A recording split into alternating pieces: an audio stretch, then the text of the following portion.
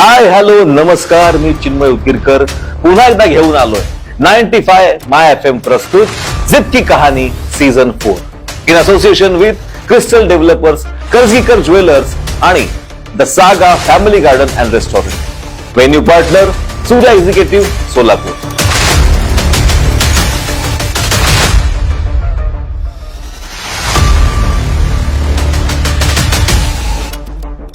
हाय hello नमस्कार, मी चिन्मय उदगीरकर तुम्हा सगळ्यांचं मनापासून स्वागत करतो 95 FM च्या जिद की कहाणीमध्ये.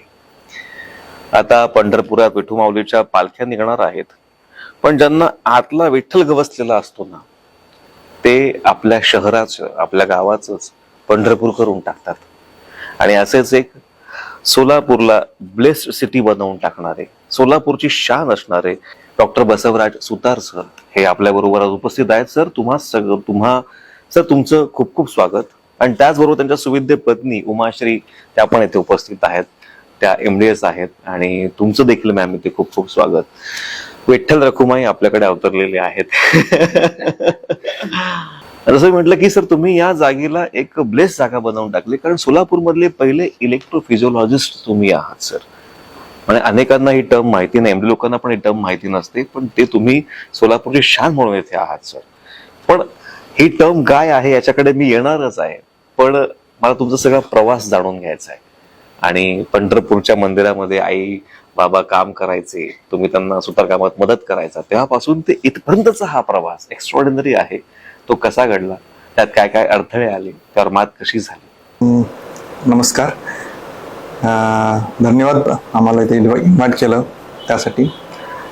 हा प्रवास सांगायचं म्हणत खूप मोठी स्टोरी आहे किंवा एक स्ट्रगल आहे, जो माझ्या वडिलांपासून सुरुवात होतो. माझे वडील मूळचे अक्कलकोटचे राहणारे, हन्नूरमधले. त्यांनी 1990 किंवा 89 मध्ये पंढरपूरला गेले आणि ते पांडुरंगाच्या ह्याच्यामध्ये देवळामध्ये सुतारकाम करत होते. आणि मी साधारण त्यावेळेस एक 5-6 वर्षाचा असेल साधारण. आणि त्यांचं ते स्ट्रगल सुरू होता, त्यात माझं शिक्षण चालू होतं. आणि मी त्यावेळेस मला वाटतं की पहिल्यांदा शाळेत मला टाकलं होतं, ZP शाळा, 12 नंबर शाळा म्हणायचो पंढरपुरात. मी 1ली ते 4थी मध्ये मी शिकलो तिथं. आणि तिथं मला साधारण 80-85% मार्क पडायचे हे ZP शाळेत. आणि माझे वडील देवळात कामाला असताना तिथले उपजिल्हाधिकारी म्हणा, जे प्रशासकीय अधिकारी जे असायचे देवळामधले, आणि बरेचसे लोक तिथं पुजारीवर जे असायचे ते ओळखीचे असायचे.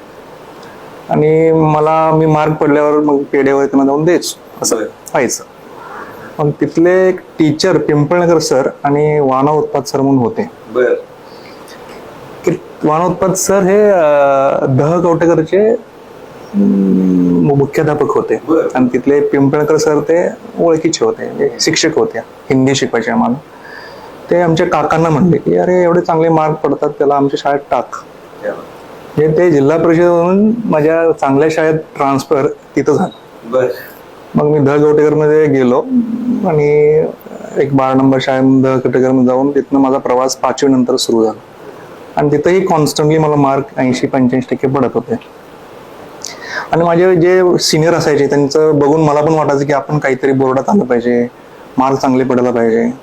पण ते कधी शक्य झालं नाही बोर्डात आणणं, पण मला मार्क कॉन्स्टंटली 80-85% पडत होते. आणि 10वीला माझा भाऊ, त्याला चांगले मार्क पडले आणि तो इंजिनिअरिंगला गेला. आणि मला पण इंजिनिअरिंग जायचं होतं, कारण मला 10वी-12वीला चांगले मार्क, आणि जे मेडिकल ग्रुप आणि मॅथ्स ग्रुप होते, मॅथ्स ग्रुपला पण 97% मार्क होते. आणि बायोलॉजी ग्रुपला पण चांगले मार्क होते. घरचे म्हणाले तू डॉक्टरमध्ये बघ होतंय का, CET दे वगैरे. आणि माझे सर जे होते ते प्रोत्साहन द्यायचे मला, तू कर, तुझं होईल. आणि मग मी CET दिली. CET मध्ये आउट ऑफ 200 181 मार्क होते. आणि मला पुणे याच्या खाली मिळत होतं MBBS ला. पैशाची अडचण असताना मी म्हणलं की वडिलांना मला पुण्याला काय नको, मी सोलापुरातच MBBS घेईन. मग मला सोलापुरात ऍडमिशन मिळालं. तो सर्वात माझा टर्निंग पॉईंट आहे लाईफचा, की जो स्ट्रगल त्यावेळेस माझ्या वडिलांच्या डोळ्यात माझ्या अश्रू होते की मला MBBS मिळालं. आम्ही मुंबईला गेलो, सीईटीतनं मार्क मिळाले होते, ते सीट घेतली आणि आलो सोलापूरला. माझ्या MBBS सुरुवात झाली. आणि ते करत असताना सुद्धा ऍडमिशन घेताना माझ्याकडं जे 25,000 फीज असायची ते माझ्याकडे नव्हते. ऍडमिशन तर मिळालं, आता फीज कशी भरायची, कारण वडिलांकडे मोठा प्रश्न होता. तर माझे चुलत काका सोलापूरात असतात, विश्वनाथ भरमशेट्टी म्हणून. त्यांनी ते फीज म्हणले एवढं चांगले मिळाले त्याला, आणि काय करतो म्हणे मी पैसे देतो. त्यावेळेस ते राजकीय तो माणूस आम्हाला त्यांनी सपोर्ट केला, ते म्हणजे काकाच होते. आणि मी ॲडमिशन घेतलं आणि माझं MBBS सुरुवात झाली. पण दरवर्षी त्यानंतर प्रत्येक टाइमला माझे चांगले मित्र मला भेटले, चांगले टीचर्स भेटले त्या काळात. आणि माझं MBBS सुरुवात झालं आणि first year, second year, third year pass out झालो. थर्ड इयर म्हणजे MBBS कुठेही मी असं अडकलो नाही. मला एक चान्स जो मिळाला ते सोनं करायच्या दृष्टीने मी ते स्ट्रगल करत MBBS माझं पास आउट झालो. MBBS झाल्यानंतर माझी इच्छा होती की आपण काहीतरी एक पुढची डिग्री घ्यायला पाहिजे. पण घरची परिस्थिती अशी होती की मला पुढं काही करायचं का नाही. त्यांना वाटतं MBBS झाला तर लग्न करून परदेशी तू कुठंतरी मेडिकल ऑफिसर हो, म्हणून ते मला MPSC दे. मी मेडिकल MPSC दिली. माझे 4 मित्र होते, त्या चौघांनी म्हणून आम्ही MPSC दिली. MPSC मी पास झालो, म्हणजे मेडिकल MPSC. आणि मला मेडिकल ऑफिसर म्हणून पोस्ट मिळाली. इथं सोलापूरपासून जवळच आहे. आणि ते ऑर्डर आली. त्या ऑर्डरमध्ये 79,000चं असं चेक म्हणजे पेमेंट आहे. हे सगळं घरचे सगळं खुश झाले. आता झालं पोरगाला काहीतरी कुठंतरी जॉईन होतोय का आणि आपलं सुरू होऊन जाईल, तर डॉक्टर झाला. पण माझ्या मनात ते इच्छाच नव्हती.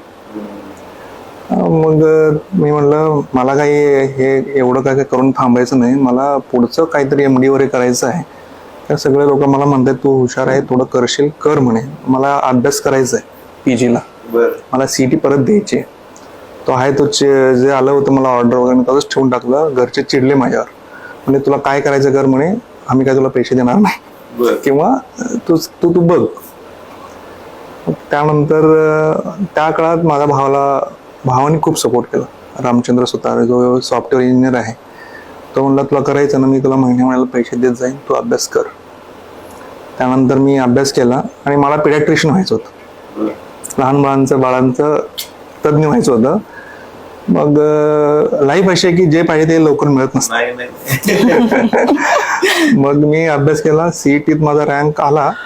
पण MD मेडिसिनला पिडियाट्रिक सीट लवकर जातात, MD मेडिसिन थोडंसं लांब असतं. पण मला ते आसाम मेडिकल कॉलेज दिब्रुगड तिथं मला मिळालं. DNB सीट होती, तिथे मिळालं. ते गव्हर्नमेंट आणि सेमी गव्हर्नमेंट कॉम्बिनेशन असलेलं MDचं सीट मला मिळाली. त्यानंतर प्रश्न लोक म्हणाले म्हणे ते कुठं आहे म्हणे, आपल्या इंडियात नाही म्हणे दिब्रुगड खूप लांब आहे म्हणे. लोकांचे विचार असे होते की आसाममध्ये खूप लांब आहे, आपल्याकडे ते नक्षलवादी एरियावर आहे, तिथे कुठं जातो. आता म्हणलं हे मिळालंय चान्स, MD तर MD म्हणे, त्या मोठ्या माणसाचा मेडिसिन फिजिशियन. गेलो पहिल्यांदा, त्यावेळेस फ्लाईटनी मी गेलो. ते माझ्या भावाच्या हेल्पमुळं तिकीट काढून वगैरे पुण्यावरनं दिल्लीवरनं दिब्रुगड गाठलं. आणि बघायचं, जाऊन बघू म्हणलं, जॉईन करू, चांगलं वाटलं तर राहूया, तर परत येऊ. तिथे गेल्यानंतर खूप चांगला एरिया होता तो आणि मला सुटेबल होता. फक्त थंडी खूप जास्त होती तिथं, म्हणजे 4-5 वाजता अंधार पडायचा तिथं. मी जॉईन केलं कसं तरी, आणि ते 3 वर्ष MD मी काढले. आणि तिथं खूप स्ट्रगल झाला, भाषावर शिकावं लागली. पण मराठीसारखं संस्कृत सारखंच ते भाषा आहे त्यांची. MD चांगल्या फर्स्ट अटेम्प्ट मध्ये मी पास झालो. आणि त्यानंतर मॅडमची गाठ झाली ऍक्च्युली त्या काळातच. म्हणजे ऍक्च्युली ही स्टोरी अशी आहे की माझा म्हणजे जो सिनियर होता तो 3rd इयर पास आउट होऊन त्याचं लग्नाचं तो बघत होता. तो म्हणला मी मैत्रिणीमध्ये माझं नाव टाकतोय, तुझं पण टाकू का? मग त्यांनी माझं नाव टाकून दिलं आणि ती रिक्वेस्ट यायला लागली मला. यांच्या वडिलांचं त्या रिक्वेस्ट आणि फोन नंबर आला मला आणि त्यांनी मला कॉल केला, असं असं आहे, आमची पोरगी आहे लिंगायतच, सेम कास्टची आहे आणि MD झालेली आहे, आम्ही बघतोय. आणि मी जस्ट 3rd इयर एक्झाम दिली होती, माझा रिझल्ट अजून यायचा होता. त्या डिसेंबरमध्ये मे मध्ये माझा रिझल्ट यायचा होता. मी म्हणलं लगेच काही आता नाही, म्हणलं थोडा वेळ लागेल, थोडं मला शिकायचं आहे अजून, थोडं मला पुढे जाऊन थोडं सुपरविशन काहीतरी करायचं आहे, त्याशिवाय मी लग्न वगैरे काय करणार नाही. असताना मी बोललो, मी हे तुम्ही नुसतं येऊन बघून जावा, नंतर बघू, असं बोलणं झालं. मग मी त्या काळात 3rd इयरमध्ये माझी एक्झाम देऊन जस्ट त्यांना भेटलो आणि भेटल्यावर 2-3 महिन्यात लग्नाचं ते त्यांनी बोलले, करा म्हणे. मी लग्न एक्झाम झाल्यानंतर पास झाल्यानंतरच करेन.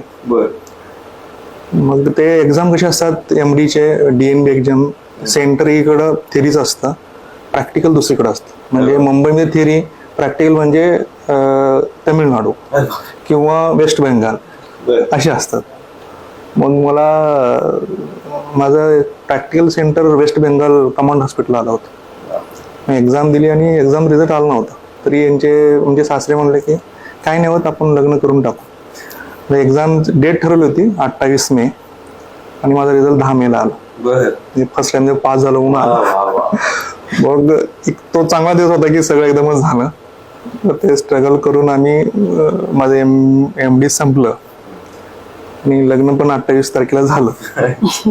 पण काय होतं प्रश्न की झाल्यानंतर माझ्याकडं इकॉनॉमिकली मी शून्य होतो.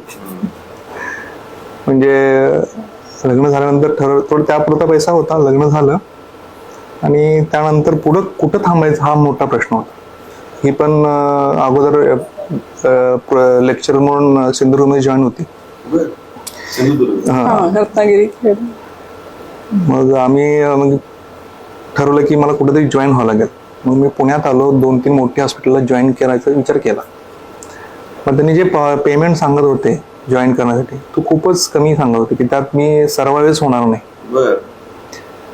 मग त्याच टाइममध्ये परत माझ्या आसाम मेडिकल कॉलेजचे जे आमचे डीन होते किंवा माझे ओळखी सर होते, त्यांचा कॉल आला की तू येऊन ज्युनियर कन्सल्टंट जॉईन होतं. आम्ही लग्न केलं 10व्या दिवशी लग्नानंतर 10व्या ते 12व्या दिवशी परत ही सिंधुदुर्ग गेली आणि मी आसामला गेलो. आणि माझी इच्छा काय होती की पेमेंट पण यावं आणि मला कार्डिओलॉजी करायचं होतं. मी जी चूक मी MBBS ला केली होती, 1 वर्ष माझं वाया गेलं होतं की मी प्लॅन करून केलं नव्हतं. की मला MD माझ्या डोक्यात होतं पिडियाट्रिक आणि मी करत होतो, मला मिळालं MD मेडिसिन.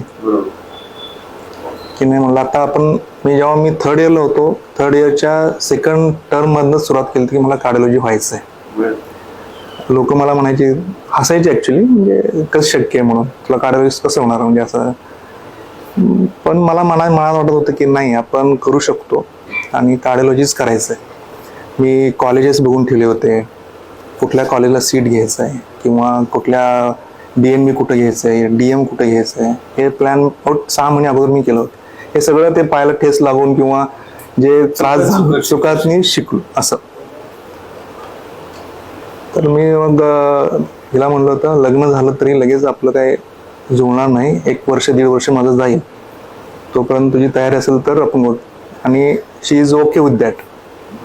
मग मी 10व्या दिवशी मी इकडं आणि ती इकडं, मग 9 महिने मी काम केलं आणि सुपर स्पेशालिटी मी एक्झाम दिली आणि मला DNB कार्डिओलॉजी मिळाली. आणि दिल्लीला जाऊन मी सीट घेतली आणि कोइंबतूरला मला मिळालं DNB कार्डिओलॉजी.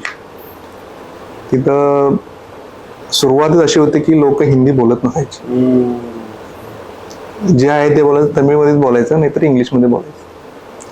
मग जेव्हा आमचं 9 महिन्याने मी आलो, मग तिला पण सिंधुदुर्गहून बोलवलं. आम्ही दोघं फर्स्ट टाइम, म्हणजे माझं सुरू झालं जे DNB कार्डिओलॉजी फर्स्ट इयर, दोघं जाऊन राहिलो. आम्हाला खूप तिथं स्ट्रगल करावं लागलं. अक्षरशः पहिल्या महिन्यातच मला वाटत होतं की मी निघून जावं, मला हे नकोच, भाषा येत नाही मला आणि कार्डिओलॉजी करायचं तर आहे. आणि अजिबात कळत नसायचं, काय बोलतात ते कळत नसायचं तमिळमध्ये. ही म्हणली नाही म्हणे, तुम्ही विचार केलाय कार्डिओलॉजिस्ट म्हणून व्हायचं आणि भाषेनं शिकायचं आपण म्हणे. मग 1-1.5 महिन्यात मला अक्षरशः मी सोडून चाललो होतो ते. मला नकोच हे कार्डिओलॉजी, परत आपण नंतर दुसरीकडे महाराष्ट्रात बघू. परत आम्ही दोघांनी मिळून विचार केला, तर म्हणजे आता मिळालंय, सगळं चांगलं झालंय, सोडायचं नाही. परत रिव्हर्ट होऊन बॅक सुरुवात केली परत. मग त्या तिथल्या सिस्टर जे हिंदी बोलतात किंवा इंग्लिश बोलतात त्यांच्याकडे जायचं, आपलं काय बोलायचं आहे तमिळमध्ये किंवा त्यांना सांगायचं आहे तमिळ म्हणून मराठीत लिहून घेतलं. की आता हे पाठ करायचं, आता पर्याय नाही. 6 महिने पाठ करून करून ती मला तमिळच यायला लागलं. मला प्रत्येक पेशंट आल्यानंतर तुला तमिळ बोलून तमिळमध्ये समजून सांगून मी स्वतः एंजिओप्लास्टी वगैरे सगळं करायला लागलो.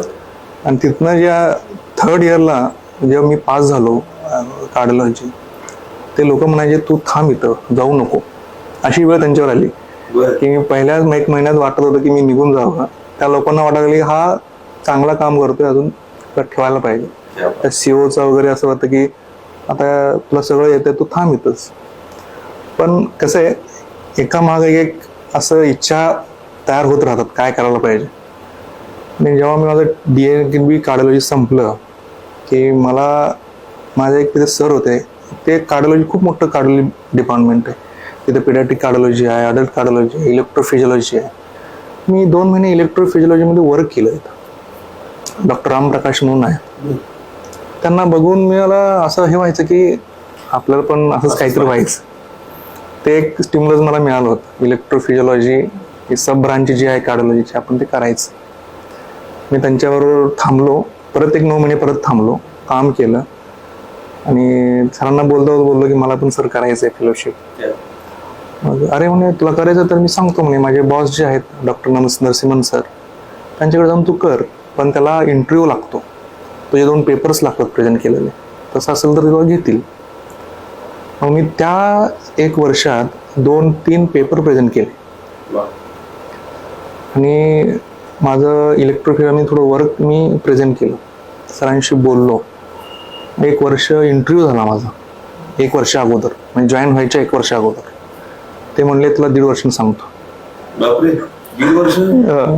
मग त्याच टाइममध्ये करोना टाइम आला. थोडंसं 1.5 वर्षात मला, मी जे 3rd इयरला इंटरव्ह्यू दिला होता ते 1 वर्षांनी मला फेलोशिप मिळाली आणि मी हैदराबादला शिफ्ट झालो.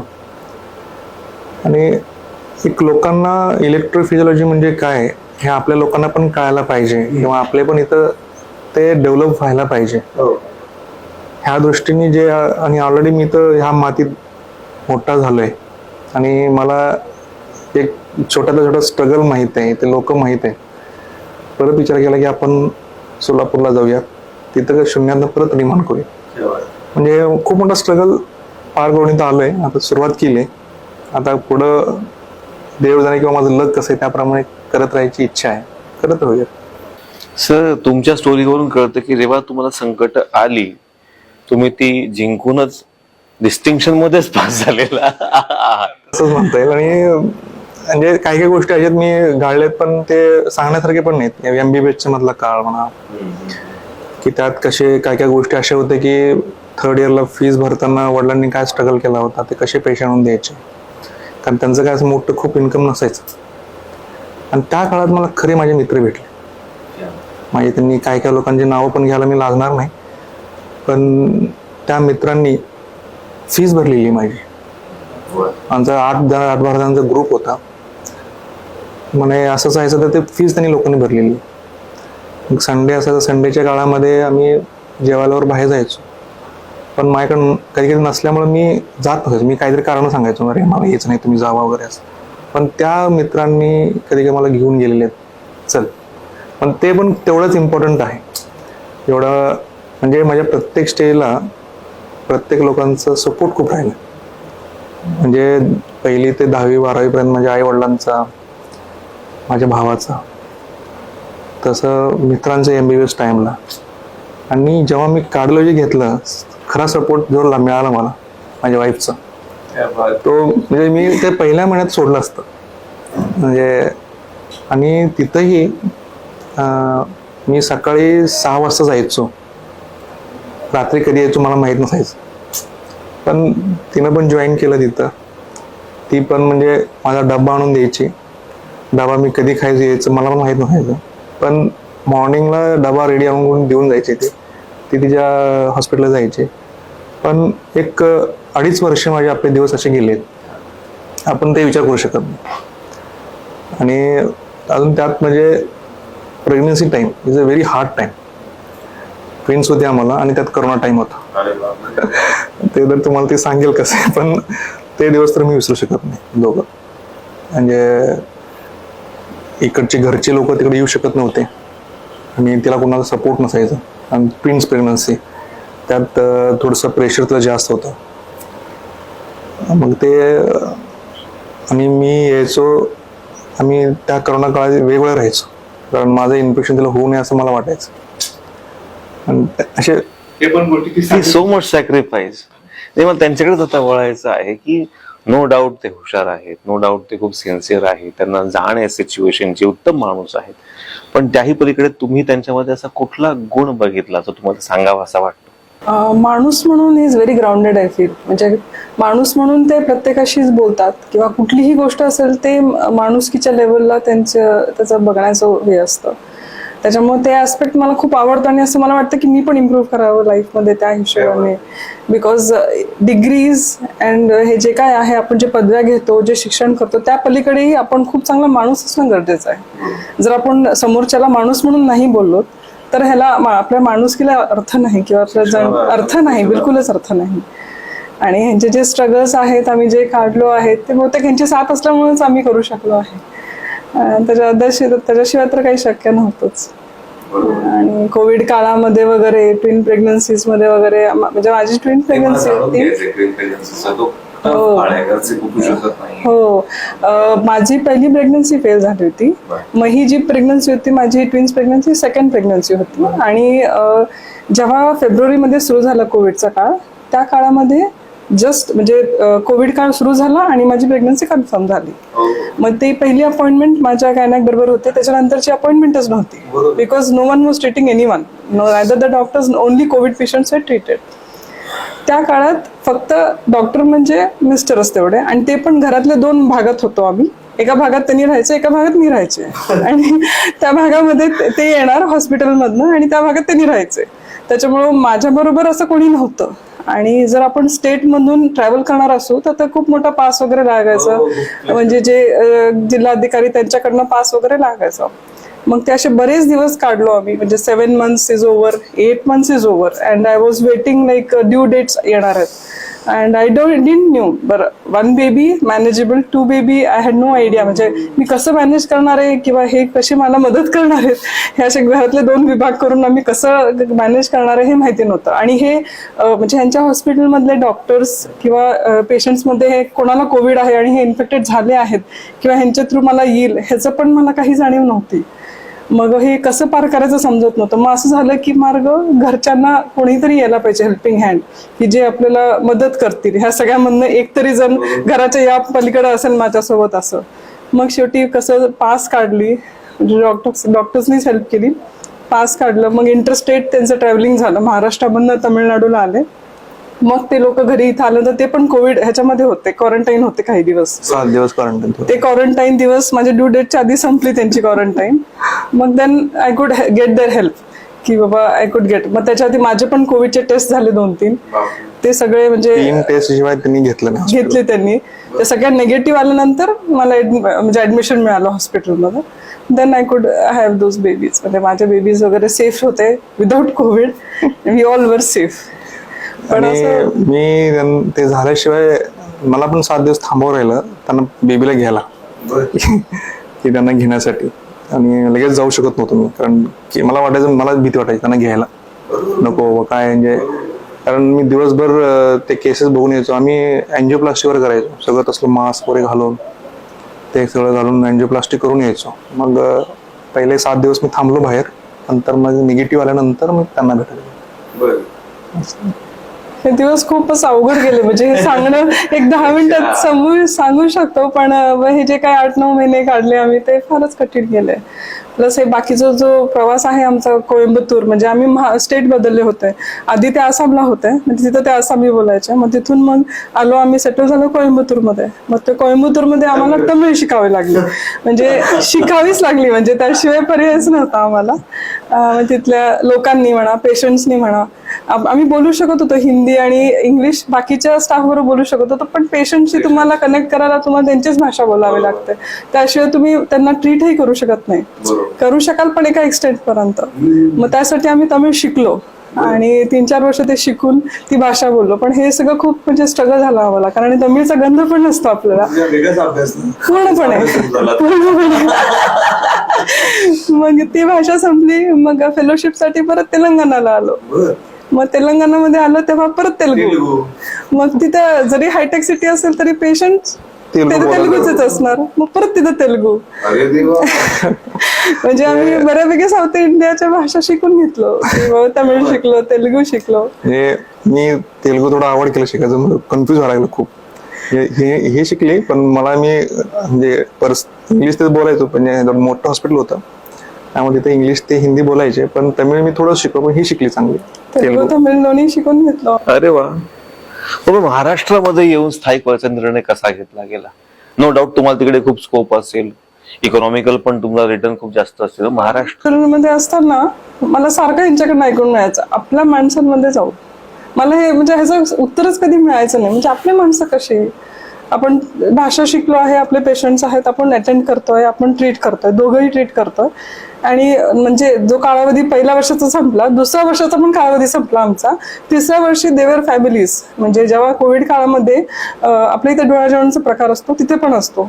ते आमच्या घरचे कोणी नव्हते, मी सांगितलं तुम्हाला त्या 2 विभागात घरातल्या. मग एका विभागात येऊन मला त्यांच्या डॉक्टर्स लोकांनी डोळ्याजेवणचा काय छोटा कार्यक्रम जमू शकेल तेवढ्यात केला त्यांनी. जे कोविड फ्री होते, कोविड फ्री जे होते ते लोकांनीच, तेवढेच मोजके लोकांनी केला. म्हटलं हे लोक आपली लोक जे आहेत. मग मला ह्याचं उत्तरच नाही सापडायचं की आपली लोक म्हणजे कशी, म्हणजे कोण. मग त्याच्यानंतर ते उत्तर नाही, आपल्या लोकांमध्ये जाऊ असे हे म्हणायचे. मग झालं तो प्रश्न तिथं मिटला. फेलोशिपला आलो. मला वाटलं तेलंगणामध्ये आपली लोक असतील म्हणजे तिथं मे बी आपण राहू. हा जो उत्तर आहे ह्याचं उत्तर मिळेल, आपली लोक असतील तेलंगणामध्ये, आपण राहू तिथं, सेटल होऊ, म्हणजे तिचं जे काय असेल आपलं. नाही. मग जेव्हा हे सोलापूरला आले, जेव्हा परत आम्ही आलो सोलापूरला, तेव्हा मला याचे उत्तर मिळालं, आपली लोक. हे जे आहे, जे बॉन्ड आहे मातीशी म्हणा किंवा पंढरपूर सोलापूरच्या लोकांशी, हे जे आहे हे कुठे आम्हाला मिळू शकलं नाही. आम्ही स्टेट जितके पण बघितलं, भाषा शिकलो, त्यांच्यामध्ये राहिलो, त्यांचं अडॅप्ट केलं लिव्हिंग. पण जे आपल्या लोकांचं जे ओढ आहे म्हणा किंवा जे आपुलकीपणे आहे किंवा जे आहे ते आम्हाला दुसरीकडे नाही मिळालं. एक हा पार्ट झाला. दुसरा पार्ट असा होता की हे जे ट्रीटमेंट आपण बाहेर शिकतोय किंवा लोकांना मिळते ते आपल्या सोलापूर जिल्ह्यामध्ये लोकांना मिळालं पाहिजे. एक माझा दुसरा उद्देश होता की इलेक्ट्रोफिजियोलॉजी नवीन ब्रांच आहे, सगळे पेशंट लोक इकडे तिकडे पळत आहेत आणि एन्जिओप्लास्टी तर मी करायचोच आणि आताही करतोय. पण जी इलेक्ट्रोफिजियोलॉजी ट्रीटमेंट जी आहे की इलेक्ट्रोफिजियोलॉजी अरिथमिया म्हणतो आपण, हृदयाच्या ठोक्याच्या रिलेटेड जे आजार असतात, काही पेशंट सोलापूरचे हैदराबादला यायचे. मग त्यांना ते, आणि काही पेशंट काय होऊन ते त्यांचं प्रॉब्लेम होऊन ते इथंच हे व्हायचे, पोचायचं नसायचं, किंवा हैदराबादला आले किंवा पुण्याला गेलेत असं व्हायचं. मग मला वाटलं हे शिकून जर आपण आपल्या ठिकाणी जर लोकांना ट्रीटमेंट द्यायला लागलो, हे अफोर्डेबल, इथिकल आणि ॲडव्हान्स ट्रीटमेंट, जर आपण ह्या 3 गोष्टींचा एकत्र करून जर देण्याचा प्रयत्न केला, आत्ता नाही काही वर्षांनी होईल. मी हैदराबादमध्ये त्या लोकांनी सुरू केलं, ते लगेच मोठं झालं नसेल, काहीतरी सुरुवात केल्यानंतरच झाली असेल, किंवा कोइंबतूरमध्ये म्हणा किंवा पुण्यामध्ये म्हणा किंवा मुंबईमध्ये, कधीतरी कोणीतरी सुरुवात केलं तरच ते पुढे जाईल, असं एक माझ्या डोक्यात होतं. आणि आपली माणसं आणि हे ॲडव्हान्स ट्रीटमेंट, ह्या 2 गोष्टीमुळे मी तिथं आलो. ॲक्च्युली मी ते देण्याचा प्रयत्न करतोय आणि सुरू झालंय. कसा रिस्पॉन्स आपल्या माणसांचा? आता खरं सांगायचं झालं तर केसेस कमी होत आहेत, पण एक तुम्हाला उदाहरण सांगतो की लास्ट महिन्यामध्ये आम्ही केस केली. तो बिझनेसमॅन आहे, यंग पोरगा आहे, 38-40 इयर्स असेल. तो पाल्पिटेशन म्हणजे हृदयाचे ठोके वाढण्याचे त्याला त्रास कंटिन्यूस व्हायचा. तो पाल्पिटेशन म्हणजे हृदयाचे ठोके वाढण्याचे त्याला त्रास कंटिन्यूस व्हायचा. तो आपल्या ॲक्च्युली ॲड जी आहे आपल्या FM बिग FM95 माझी एक ॲड आहे त्याच्यामधनं, प्लस फेसबुकवर माझी एक ॲड आहे. मी फेसबुकवर आणि इंस्टाग्रामवर मग पोस्ट टाकत जातो. म्हणजे EP स्टडी करायचं तर या, पाल्पिटेशन होतं तर या, ॲड्स मी नेहमी देत असतो. ते बघून तो माझ्याकडे आला होता आणि no one referred, no physician referred, तो स्वतःहून आला होता. आल्यानंतर मी त्याची ECG बघितले, सगळं बघितलं आणि त्याला म्हणलं की ट्रीटमेंट आपण पंढरपुरात करू. तो आश्चर्य झाला. म्हणलं पंढरपुरात करणार तुम्ही? मी सोलापूर विचार करू. म्हणजे पंढरपुरात करू आपण म्हणलं. आणि जेव्हा ते मशिनरी लागतात मी ते आमच्या टीमला बोलवलं आणि ती केस केली सक्सेसफुली आणि तो आता बरा आहे.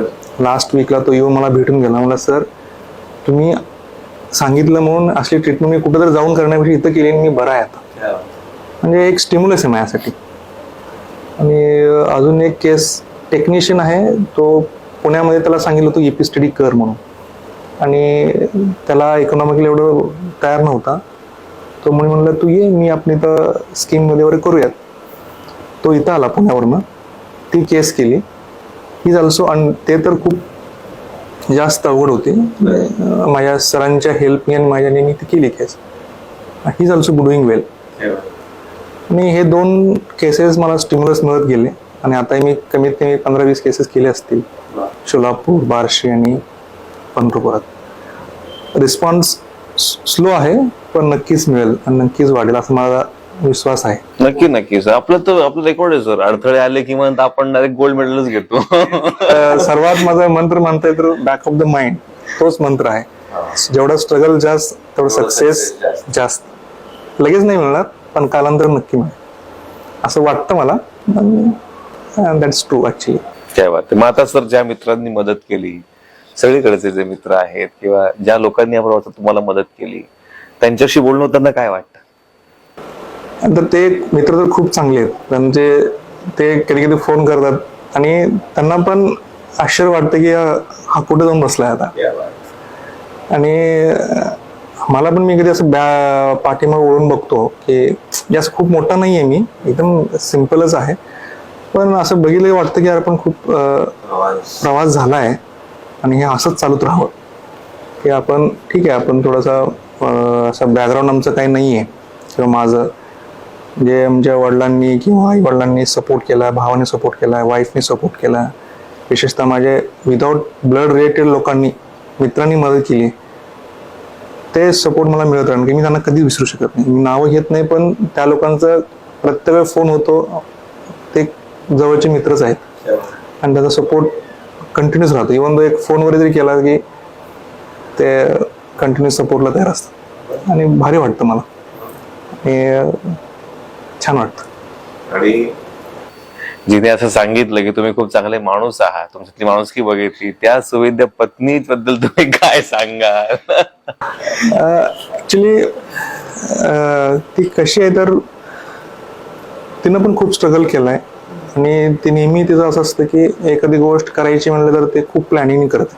माझं प्लॅनिंग नसतं पण तिचं प्लॅनिंग असतं की असं करायला पाहिजे आणि सगळं व्यवस्थित व्हायला पाहिजे. त्याचं प्लॅनिंगनुसार ते करत असते आणि ती खूप अशी कणकर आहे ते तशी आणि थोडीशी पटकळ आहे, बोलते, भांडण करते कधी, पण शी इज व्हेरी गुड पर्सन आणि कुठली पण गोष्ट प्लॅनिंगनी व्यवस्थित करायचा प्रयत्न करत असते. आणि त्यांच्याकडचं मी जर हे बघितलं economical, she is very good in economical आणि ती माझ्या घरात येऊन ॲडजस्ट झाली, ते खूप महत्त्वाचं वाटतं मला. आणि मी कधी विचार केला नव्हता की ती ॲडजस्ट होईल म्हणून, कारण माझं घर किंवा माझ्या घरची परिस्थिती बघितली तर जमीन आसमानचा फरक आहे तिच्यात आणि माझ्यात.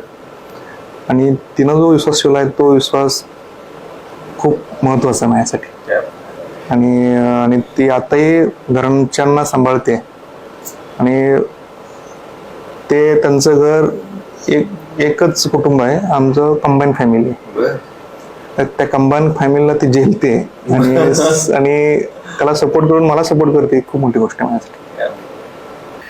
नवऱ्याने बायकोची स्तुती करायला 20-20 वर्ष जावे लागतात संसाराचे. तुम्हाला लगेच पावते मिळालेली. ते खरं आहे ऍक्च्युली. म्हणजे तुम्ही आता जरी बघितलं बऱ्याचशा लोकांच्या फॅमिली प्रॉब्लेम, स्वतःची फॅमिली आणि एकत्र फॅमिलीला सांभाळणं खूप अवघड आहे आणि ती करते ते. सर आता पुढचे काय काय प्लॅन्स आहेत दोघांचे मिळून फ्युचरच्या अनुषंगाने या तुमच्या क्षेत्राच्या अनुषंगाने? आता म्हणजे माझी इच्छा अशी आहे की एक कार्डियाक रिलेटेड चांगली जे ट्रीटमेंट जी आहे, जे आता मी इलेक्ट्रोफिजियोलॉजीबद्दलच बोलतो, ते ट्रीटमेंट थोडं पुढे जाऊन सगळ्यांना व्यवस्थित त्या ॲडव्हान्स ट्रीटमेंट अफोर्डेबल किमतीत आणि इथिकली करायचा माझा हेतू आहे. हे 3 शब्द मी मागापासून वापरतो आणि ते खूप महत्त्वाचे. सगळे लोक ट्रीटमेंट देतात पण ते अफोर्डेबल देतील का नाही मला माहित नाही. आणि इथिकली द्यायला पाहिजे. इथिकली इन द सेन्स जे आहे ते आहे आणि त्यात काहीतरी गोलमाल नाही आला पाहिजे. परफेक्ट माझ्याकडे होत नाही तर होत नाही, तू पुढे जा. माझ्याकडे होतं तर मी करेन, प्रयत्न तर करेन. त्यांनी जर माझ्या विश्वास ठेवला तर प्रयत्न करू आपण. आणि एक अरिथमिया क्लिनिक करायचा माझा प्लॅन आहे. अरिथमिया क्लिनिक म्हणजे जे रिदम डिस्टर्बन्सचे आजार असतात ते ट्रीटमेंट लोकांना पोचले पाहिजेत, ट्रीटमेंट झाली पाहिजे. आणि सगळे कार्डिओलॉजिस्ट ते करतात, थोडं मी वेगळं करतो एवढंच. सगळ्या कार्डिओलॉजिस्टला अरिथमिया कळतात, मला थोडं जास्त कळतं एवढंच. ते आजार आणि त्यांची ट्रीटमेंट, अद्ययावत ट्रीटमेंट आपण सोलापूरकरांना किंवा सोलापूरच्या आजूबाजू लोकांना देऊ असं माझी इच्छा आहे आणि ते प्रयत्न माझे चालू आहेत. आणि आता आई बाबांना भेटल्यानंतर काय काय वाटतं तुम्हाला? ते तर गुरुच आहेत आमचे, म्हणजे त्याच्याशिवाय हे काही शक्य नाही ॲक्च्युली. त्यांनी स्ट्रगल केलं आहे आणि ते स्ट्रगल आता थोडंसं सक्सेसमध्ये कन्वर्ट होत आहे हळूहळू. मी तेच ठेवेन व्यवस्थित. आणि त्यांना बघितलं असं वाटतं त्यांची मान नेहमी वर असते की माझा पोरगा काहीतरी शिकला आहे आणि सोलापुरात पण काम करतोय, पुण्यात पंढरपुरात पण काम करतोय. त्यांना असं बघून मला भारी वाटतं. आणि अजून दुसऱ्या बरेचसे लोक असतात की ते त्यांना सुधारकाम ते करायचे, त्यांच्याकडे बघून लोक अगोदर आश्चर्यचकित होतात, कसं काय याला तू घडवलंस. आणि त्यांचं पण स्ट्रगल आहे तेवढं माझं पण स्ट्रगल आहे आणि त्यांचा स्ट्रगल बघून म्हणून मी मोठं झालोय, त्यामुळे मी थोडं पुढे गेलो. तर खरंच ते माझ्यासाठी म्हणजे त्यांचं स्ट्रगलच मला प्रोत्साहन दिल्यासारखं आहे. तिन्ही आई वडील आणि 2 काका त्यांचं स्ट्रगल बघितलं की मला पण त्याचं ऊर्जा मिळत गेलेली असं आहे आणि त्यांना पण कधी विसरू शकत नाही. मी आधी सांगितलं त्याप्रमाणे की ज्याला आतला विठ्ठल गवसतो तो जिथे आहे त्या जागेचं पंढरपूर करून टाकतो, देवाची नगरी करून टाकतो, माणुसकीची नगरी करून टाकतो. आणि असाच काहीसा प्रवास आहे आपल्या विठ्ठल माऊलीचा, या रखुमाबाईचा. हे दोघे मिळून पंढरपुरामध्ये प्रॅक्टिस करताय, सोलापूर घडवण्याचं काम करताय, खूप पुण्य कमवताय आणि सगळ्यात महत्वाचं पाय जमिनीवर ठेवून माणूस म्हणून माणुसकी वाटतायत. तर अशा या थोर माणसाला खूप खूप नमस्कार आणि तुमच्या पुढच्या सगळ्या प्रवासाला, सगळ्या स्वप्नांना खूप खूप शुभेच्छा. Thank you so much.